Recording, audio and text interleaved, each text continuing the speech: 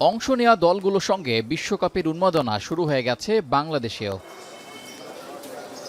হাজার মাইল দূরে বিশ্বকাপ হলেও দেশে খোলা জায়গায় একসাথে খেলা দেখানোর আয়োজন পুরনো। তবে এবার ভিন্ন ও আরও গোছানো আঙ্গিকে খেলা দেখার ব্যবস্থা করতে যাচ্ছে হাউস। যুব ও ক্রীড়া মন্ত্রণালয়ের সহযোগিতায় দেশে বসবে ১২টি ফ্যান জোন। ফ্যান জোনটা করা হচ্ছে ফ্যামিলির জন্য, এক্সক্লুসিভ, যেটা বাচ্চা বা ফ্যামিলি নিয়ে আপনার খেলা দেখার জন্য যেটাকে করা, সেটাকে আমরা এক্সক্লুসিভ ফ্যান জোন।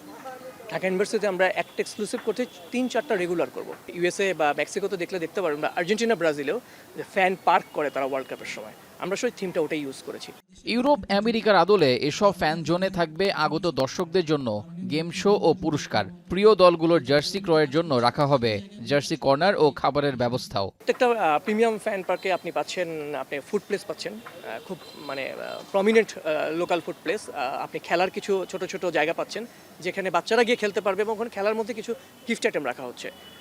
থার্ড হচ্ছে আমাদের ব্যাংক বা আমাদের মোবাইল ব্যাংকিং পার্টনারদের বুথ থাকতেছে। এবং সবথেকে মজার যে ইস্যু আছে, আমরা 9 তারিখে একটা আনভেল করব আমাদের বাংলাদেশের ফ্যানদের জন্য একটা খুবই বড় চমক ওয়েট করতেছে, যেটা আমাদের ফ্যান জোনে থাকবে।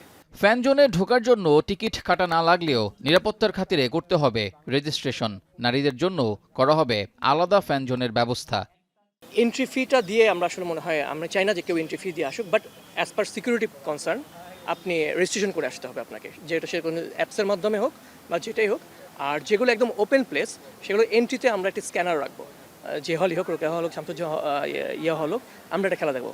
যে মেয়েদের হলে আগে কখনো খেলা দেখানো হয়নি। সময় ও চাহিদা অনুযায়ী বাড়ানো হতে পারে ফ্যান জোনের পরিমাণ। আগামী ৯ জুন এই আয়োজনের উদ্বোধন করবেন ক্রীড়া প্রতিমন্ত্রী আমিনুল হক। রেজাউল করিম, এখন, ঢাকা। আমাদের মাননীয় প্রতিমন্ত্রী যিনি আছেন আমিনুল হক সাহেব, উনি ইনোগ্রেট করবে।